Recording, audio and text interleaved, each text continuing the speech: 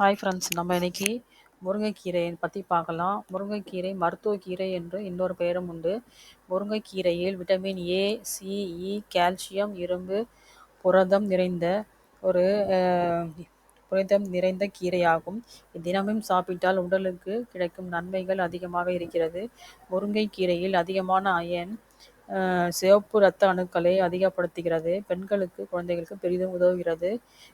Vitamin C anti accident அதிகம் இருப்பதால் உடலில் தேவையற்ற நோய்கள் வரதை தடுக்கிறது.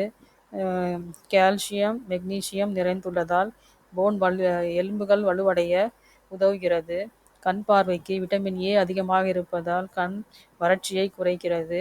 பார்வை தெளிவாக்க உதவுகிறது. சுகர் லெவலை சீராக வைத்திருக்க உதவுகிறது. உடம்பு இளைக்க விரும்புவார்கள் இதில் அதிகம் சேர்த்தால் உடம்பு இளைக்க உதவுகிறது. தேவையில்லாத கொழுப்பை வெளியேற்றுகிறது. Vitamin E, zinc, anti accident அதிகம் இருப்பதால் தோல் பளபளப்பாகவும் முடி கொட்டுவதை குறைக்கிறது.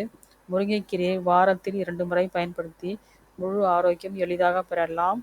இதோட கலோரிஸ் என்னன்னு பார்ப்போம். 100 கிராம் முருங்கைக்கீரையில் calories 64 calories, protein 9.4 gram, fat 1.4 gram, carbohydrate 8.2 gram, fibre 2.0 gram, calcium 185 milligram, iron 4 milligram, vitamin C 51 milligram, vitamin A 7564 IU, potassium 337 milligram. இதை பயன்படுத்தி பலன் பெறுவோம். தேங்க்யூ.